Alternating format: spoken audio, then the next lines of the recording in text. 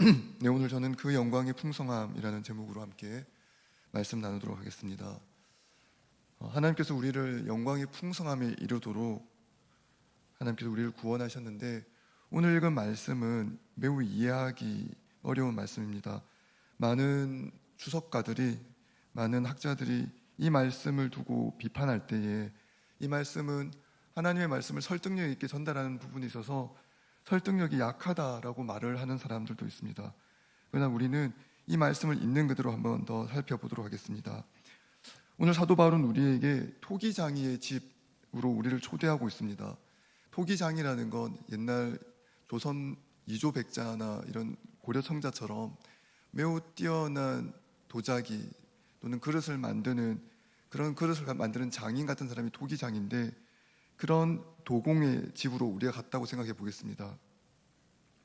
그 집에서 토기장이가 매우 탁월한 그릇을 만드는데, 지능을 가지고 만들 때 뜻한 대로 만들어지지 않고 어떤 것은 망가지는 것도 있고 어떤 것은 새로 깨트려 버려야 할 그릇도 있습니다. 그러니까 토기장이가 그릇을 만들 때 그 모양을 보고 중간에 결정할 수 있는 것이죠. 이건 전혀 쓸 수 없는 그릇이다 생각하면 깨뜨릴 수도 있고, 또 뭔가 수정할 부분이 있으면 다시 빚어서 다시 아름답게 만들 수도 있습니다. 매우 일반적인 일입니다. 토기장이가 그릇을 만들 때 또는 아름다운 도자기를 만들 때 열심히 만들다가 무언가 문제가 생기면 이건 전혀 가치가 없다고 생각해서 버릴 수도 있고, 전혀 가치가 없지만 다시 열심을 내어서 그걸 더 좋은 도자기로 만드는 권리, 선택은 오직 토기장이에게 있습니다. 사도 바울은 그 예를 통해서 우리에게 설명하고자 하시는 것입니다. 이 로마서 9장의 말씀은 하나님께서 우리를 선택하시고 하나님이 뜻하신 바에 의해서 우리가 구원을 받는다라는 것을 이야기하는데, 매우 어려운 부분이 하나님께서 선택하시고 하나님께서 택하셔서 우리가 구원을 받는데, 그런데 우리에게 책임이 있는가라는 질문이 우리에게 나옵니다. 로마서 9장 13절에 보면 기록된 바 내가 야곱은 사랑하고 에서는 미워하였다 하신 것 같은 것처럼, 하나님께서 야곱을 사랑하고 에서를 미워했기 때문에 야곱을 구원하였고 에서를 구원하지 않았다면, 에서를 미워하였다면, 야곱은 사랑하고 에서는 미워하였다면 그 사랑과 미움의 선택은 오직 하나님께 있는데 야곱에게 책임을 물을 수 있고 에서에게 책임을 물을 수 있는가, 이런 생각이 드는 것입니다. 성경은 우리에게 분명하게 알려주는 바가 있습니다. 우리가 하나님의 말씀을 있는 그대로 다 이해하기 매우 어렵다는 사실을 우리에게 알려줍니다. 우리가 다 이해할 수 없고 다 깨달을 수 없지만 하나님께서는 우리가 하나님의 말씀을 있는 그대로 믿기를 바랍니다. 그리고 이해할 수 없는 것을 이해하도록 우리를 불러주셨습니다. 왜 그렇게 하셨을까요?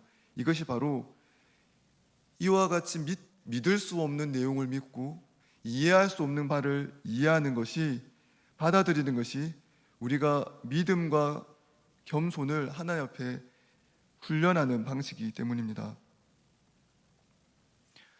우리가 이해할 수 없고 이해하기 어려운 내용들을 반대하거나 하나님과 논쟁하지 않고 그것을 있는 그대로 받아들이게 되면 우리가 도달하게 되는 한 가지 도착점이 있습니다. 그것은 바로 하나님이 얼마나 위대하고 높으신 분이며 우리는 얼마나 보잘것없고 연약한 티끌 같은 존재인지 알 수 있습니다.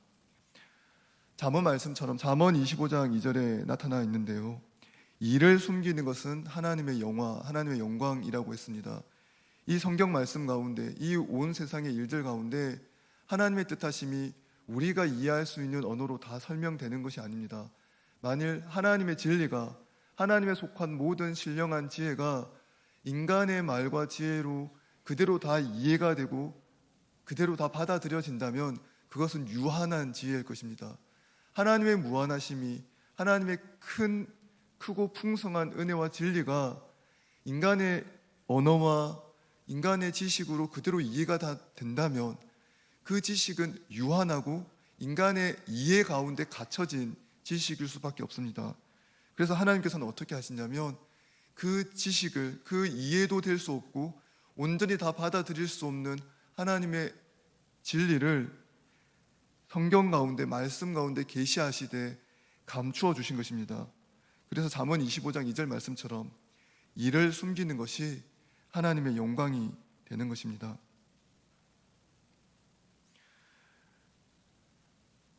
로마서 9장은 우리에게 이렇게 질문합니다. 만약에 어떤 사람들이 강팍하게 되는 것, 바로의 마음이 강팍하게 되고 어떤 사람들이 하나님을 믿지 않는 것이 하나님이 그를 부르지 않고 예정하지 않고 예지하지 않고 선택하지 않아서라면, 그렇다면 강팍하게 된 사람, 하나님을 믿지 않는 사람에게 우리가 책임을 물을 수 있는가?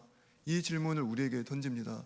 이 질문은 매우 역사가 오래된 질문일 뿐만 아니라 지금도 많은 사람들이 이 이유 때문에 하나님을 잘 믿지 못합니다.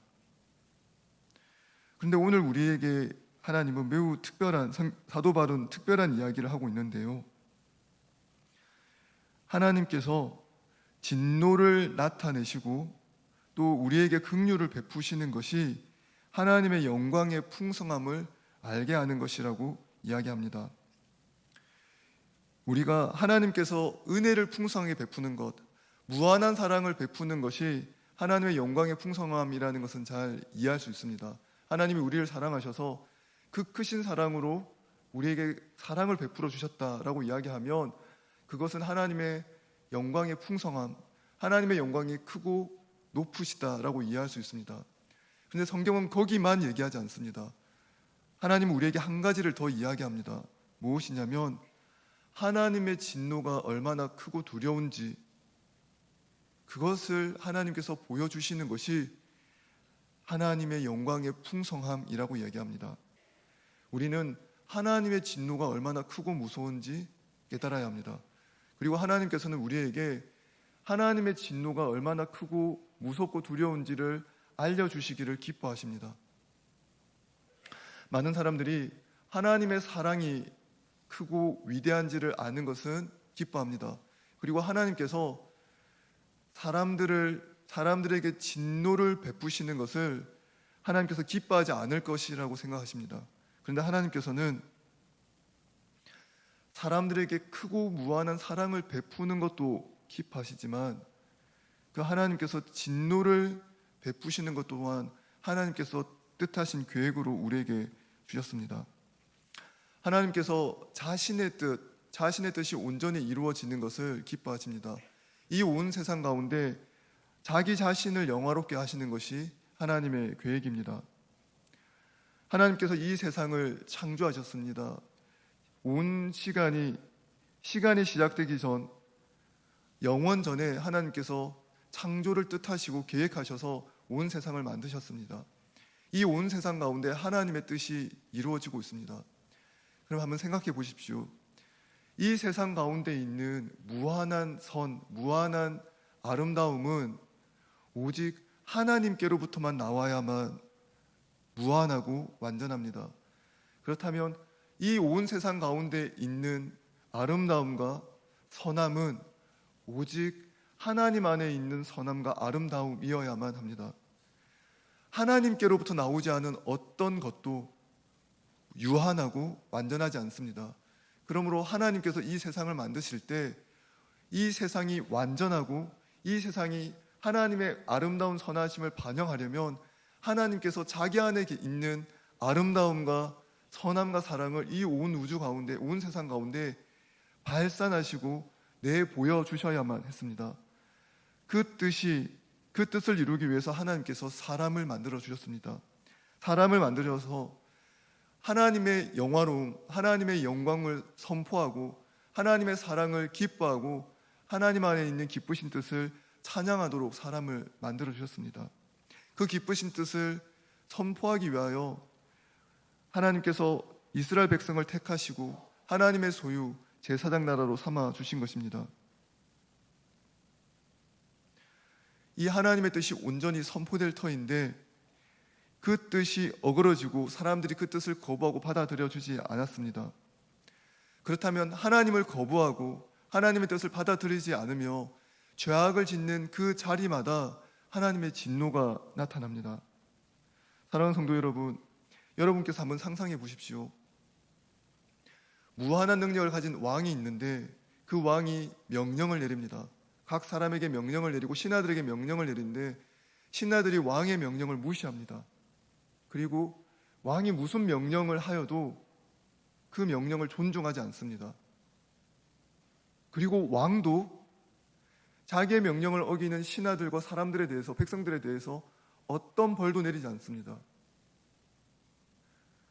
어떤 벌도 내리지 않는 왕, 자기의 명령이 무시당하고 우습게 되어도 그것에 대해서 아무런 신경을 쓰지 않는 왕을 한번 생각해 보십시오. 그 왕에게 영광이 있습니까? 그 왕에게 존귀함이 있습니까? 그 왕에게 존엄함이 있습니까? 전혀 없습니다.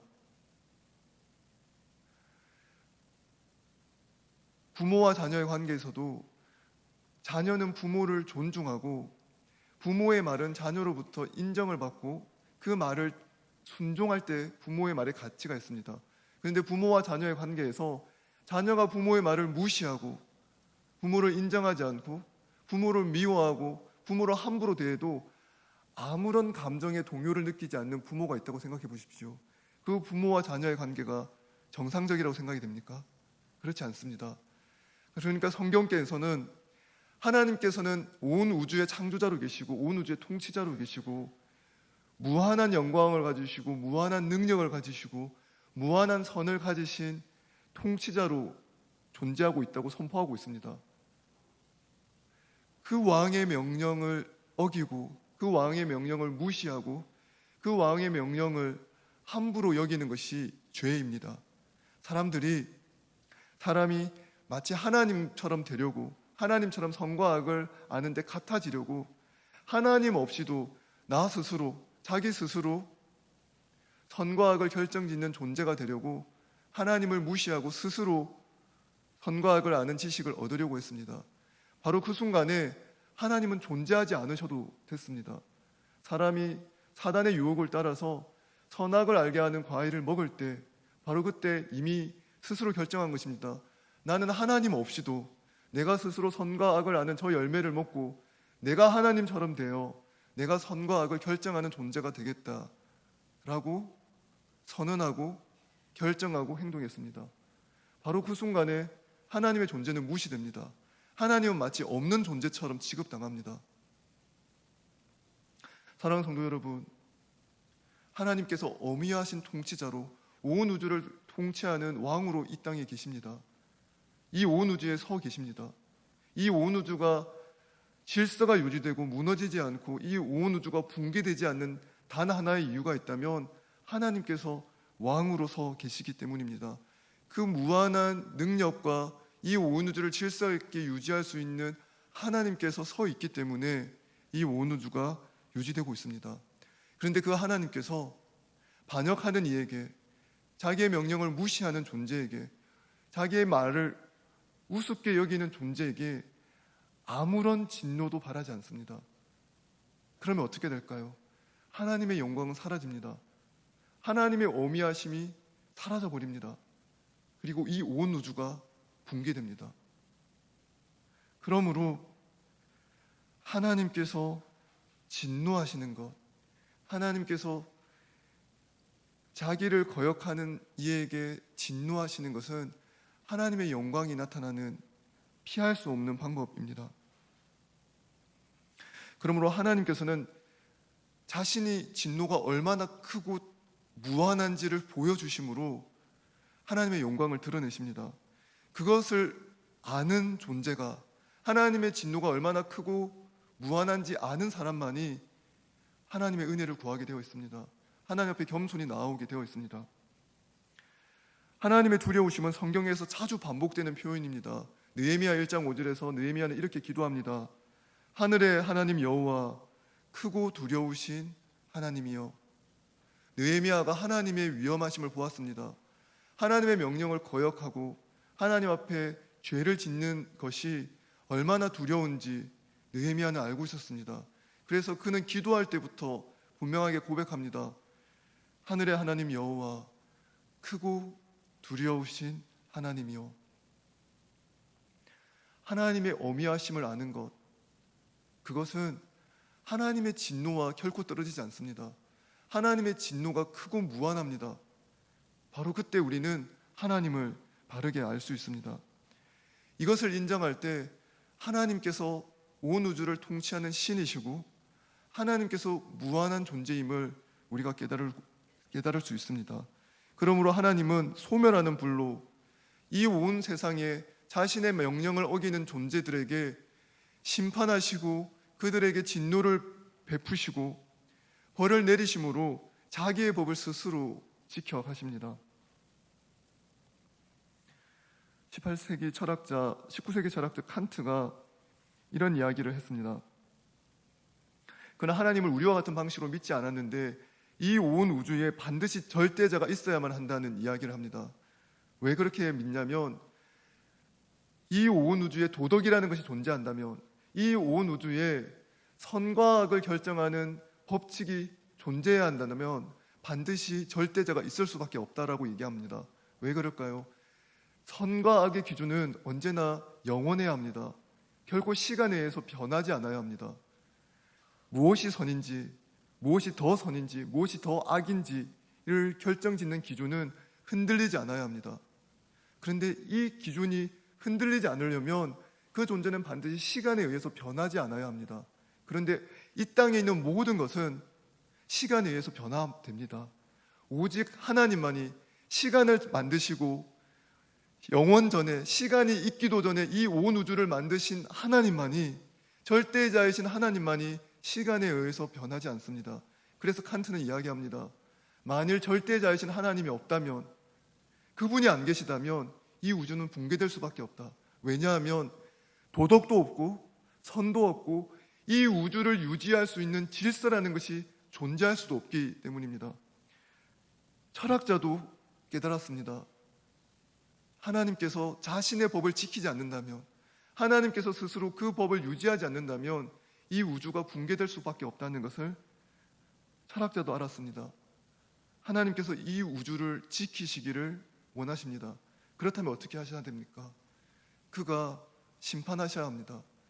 그가 이 자신의 법을 지키기 위해서, 자신의 말을, 규칙을 지키기 위해서 어미하신 진노를 베풀 수밖에 없는 것입니다. 사랑하는 성도 여러분, 우리는 하나님의 진노를 바라보는 존재입니다. 하나님의 어미하심을 바라보는 존재입니다. 우리가 하나님의 어미하심을 바라볼 때, 하나님의 진노의 크심을 바라볼 때, 바로 그때 하나님께서 우리에게 베푸신 은혜의 가치와 소중함을 알 수 있습니다. 만일 하나님께서 우리에게 베푸신 은혜가 하나님의 진노 없는데, 진노 없이 베푸신 것이라면, 우리의 죄에 대한 하나님의 진노가 없는데 그냥 우리를 사랑하시고 우리에게 은혜를 베푸신 것이라면 그 은혜는 가치가 없는 은혜일 것입니다. 심판받을 필요도 없는데, 진노를 받을 필요도 없는 우리를 사랑하시고 우리를 선택하셔서 그 진노에서 구원해 주셨다면 그 은혜가 얼마나 무가치하겠습니까? 하나님의 진노를 바라볼 때 우리는 하나님께서 베푸신 은혜가 얼마나 큰지 알 수 있습니다. 로마서 9장 19절은 이렇게 얘기합니다. 혹 너희가 내게 말하기를 그러면 하나님이 어찌하여 허물하시느냐, 누가 그 뜻을 대적하느냐 하리니, 사람들이 이렇게 사도에게 반문하는 것입니다. 강하게 질문하고 반박하는 겁니다. 하나님의 뜻대로 구원을 하는데 하나님께서 뜻하지 않은 사람을 하나님께서 선택하지 않아서 내가 구원을 못 받는데, 그런데 어떻게 나에게 허물하느냐, 누가 하나님의 뜻을 거슬러서 구원을 받을 수 있느냐, 이건 다 하나님의 책임이 아니냐, 이렇게 반박하는 것입니다. 그때 사도 바울이 무엇이라고 얘기합니까? 이 사람아, 네가 누구이기에 감히 하나님께 반문하느냐, 지음을 받은 물건이 지은 자에게 어찌 나를 이같이 만들었느냐 말하겠느냐. 토기장이가 진흙 한 덩이로 하나는 귀히 쓸 그릇을, 하나는 천이 쓸 그릇을 만들 권한이 없느냐. 만일 하나님이 그의 진노를 보이시고 그의 능력을 알게 하고자 하사 멸하기로 준비된 진노의 그릇을 오래 참음으로 관용하시고, 또한 영광받기로 예비하신 바 긍휼의 그릇에 대하여 그 영광의 풍성함을 알게 하고자 하셨을지라도 무슨 말을 하리요. 아멘. 에베소서 2장이 우리에게 말씀하시는 것처럼 우리는 모두 본질상 진노의 자녀였습니다. 하나님께서 아담의 후손으로 있는 모든 사람들이 다 진노의 자녀이고 본질상 진노의 자녀이고 하나님을 떠나 모두 다 멸망받기에 합당한 사람이었다고 선포하고 있습니다. 그런데 그 중에서 하나님께서 모두가 멸망받기에 합당한 우리를, 모두가 하나님을 거역하고 모두가 하나님을 떠나 하나님의 진노와 심판을 받기에 합당한 우리들 중에, 사람들 중에 하나님께서 그 중에 몇을 선택하여 구원하신 것입니다. 그러므로 우리는 하나님께 반박할 수 없습니다. 감히 하나님께 이렇게 이야기할 수 없습니다. 왜 나는 구원하지 않으시고 왜 저 사람은 구원합니까? 이렇게 얘기할 수 없는 것입니다. 그리고 또 한 가지 중요한 부분이 있습니다. 로마서 8장 28절 말씀인데요, 이렇게 얘기되어 있습니다. 우리가 알거니와 하나님을 사랑하는 자 곧 그의 뜻대로 부르심을 입은 자들에게는 모든 것이 합력하여 선을 이루느니라. 아멘. 많은 사람들이 이렇게 생각합니다. 그럼 내가 하나님을 사랑하는데, 나는 하나님을 사랑하는데 하나님이 나를 택하지 않으시고 나를 멸망하기로 예정하신 사람이라면 나는 구원을 못 받는 거 아니냐. 내가 아무리 하나님을 사랑해도, 내가 아무리 하나님께 내 마음을 다 바쳐도 하나님이 나를 거부하면 나는 구원을 받지 못하는 거 아니냐, 이렇게 얘기합니다. 그렇지 않습니다. 로마서 8장 28절 무엇이라고 얘기합니까? 우리가 알거니와 하나님을 사랑하는 자, 하나님을 사랑하는 자를 무엇이라고 표현하냐면 곧 그의 뜻대로 부르심을 입은 자들이라고 얘기합니다.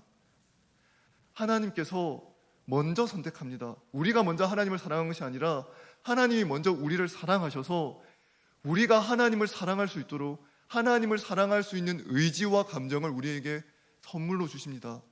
그래서 사도 바울이 얘기합니다. 하나님을 사랑하는 자, 그 사람들은 어떤 사람들이냐면 이미 하나님의 뜻대로 부르심을 입은 자들입니다. 하나님을 사랑하고 계십니까? 하나님을 기뻐하십니까? 그러면 안심하십시오. 우리는 하나님의 뜻대로 부르심을 입은 자들입니다. 하나님이 뜻하지 않고서는, 하나님이 선택하지 않고서는 우리 마음 가운데 하나님을 사랑할 수 있는 의지, 하나님을 사랑할 수 있는 감정, 하나님께로 내 마음을 향하고자 하는 그 어떤 것도 우리 안에 생겨날 수 없습니다. 하나님께서 하나님의 뜻대로 부르셨기에 우리가 하나님을 사랑할 수 있습니다. 하나님을 기뻐할 수 있습니다. 그러므로 이와 같은 질문은 무의미합니다. 일어날 수 없는 질문입니다. 내가 하나님을 사랑하는데도 하나님이 나를 거부하면 어떡합니까? 나는 하나님을 사랑하는데, 나는 하나님을 믿기로 내 마음을 정하였는데 하나님이 나를 받아주지 않으면 그러면 나는 어떻게 해야 합니까? 그런 일은 있을 수 없습니다. 여러분 마음 가운데 조금이라도, 아주 작은 부분이라도 하나님을 사랑하는 마음이 생겼다면 기뻐하십시오. 하나님께서 기쁘신 뜻대로 여러분을 선택하시고 미리 아시고 하나님의 자녀로 불러주신 것입니다. 그리고 하나님을 사랑할 수 있는 마음을 여러분 안에 주신 것입니다. 사랑하는 성도 여러분, 우리는 십자가에 못 박힌 예수 그리스도를 믿습니다. 예수 그리스도께서는 목수의 아들로 태어나셔서 목수가 되셨습니다. 이 얼마나 엄청난 아이러니입니까? 목수가 십자가를 만들고 나무로 가구를 만들고 나무로 모든 것을 만드는 목수가 그 나무에 못 박혀 죽었습니다. 그가 우리가 받아야 할 모든 진노를 다 받았습니다. 그리고 예수 그리스도 안에 있는 모든 존재들은, 모든 사람들은 하나님께서 그의 뜻대로 부르셨고 하나님을 사랑할 수 있는 마음을 그 안에 주셔서 하나님을 사랑하는 자들이 되어 예수 그리스도 안에서 함께 십자가에서 죽고 그의 부활의 능력을 힘입어 함께 살아납니다. 그리고 이제는 하나님의 자녀가 되어 하나님께서 우리에게 베푸신 긍휼함과 은혜가 얼마나 큰지 깨닫게 됩니다. 우리가 받은 하나님의 긍휼함과 은혜, 우리가 원래 받았어야 할 하나님의 진노의 무한함, 그 진노의 무한함과 우리가 받은 하나님의 긍휼의 무한함이 바로 우리를 통해서 보여주시는 그 영광의 풍성함입니다. 하나님은 영광스러운 분이십니다. 무한하도록 영광스러운 분입니다. 이 온 우주가 붕괴되지 않도록, 이 온 우주가 사라지지 않도록 하나님의 법을 지켜가고 계십니다. 그래서 진노받기에 합당하고 멸망받기에 합당한 우리를 사랑하시고 우리를 택하셔서 우리를 구원 얻는 긍휼의 그릇이 되게 하여 주셨습니다. 사랑하는 성도 여러분, 우리가 이 은혜를 받았습니다. 우리가 무슨 말 하겠습니까? 영광 받기로 예비하신 바 긍휼의 그릇에 대하여는 그 영광의 풍성함을 알게 하고자 하셨을지라도 무슨 말을 하리요? 우리가 긍휼의 그릇입니다. 우리를 통하여 그 영광의 풍성함이 나타나고 우리는 하나님의 영광의 풍성함을 알아야 합니다. 어떻게 알 수 있습니까? 내가 얼마나 하나님의 무한하신 진노 아래 있었는지, 내가 얼마나 멸망받기에 완벽하게 합당한 존재였는지 깨달아야 합니다. 하늘의 하나님, 크고 두려우신 여호와께서 나를 벌하기에 합당하셨고 나는 본질상 진노의 자녀였고 내가 지옥에 가도 전혀 이상하지 않는 우리를 하나님이 사랑하셔서 구원하셨습니다. 그 은혜를 받은 자로 살아가고 있습니다. 25절부터 29절까지 나오는 모든 이야기가 그 이야기입니다. 백성 아닌 자를 내 백성이라고 부르셨고 사랑하지 아니한 자를 사랑한 자라고 부르셨고 내 백성이 아니라고 일컬음을 받는 그 자리에서 하나님의 아들이라 일컬음을 받게 하셨고 우리를 남은 자, 진노받기에 합당하나 모두 다 지옥에 가기에 합당하나 우리를 구원 얻도록 남겨주신 것입니다. 그러므로 사랑하는 성도 여러분, 하나님께서 베푸신 긍휼의 풍성함에 감사하시고 그 영광의 풍성함을 마음 깊이 새기시며 내가 받은 이 은혜를 나만 갖고 살아가는 것이 아니라 이 은혜를 나누고 이 은혜를 전파하며 이 은혜를 선포하는 저와 여러분이 되기를 소원하고 축복합니다. 함께 기도하시겠습니다.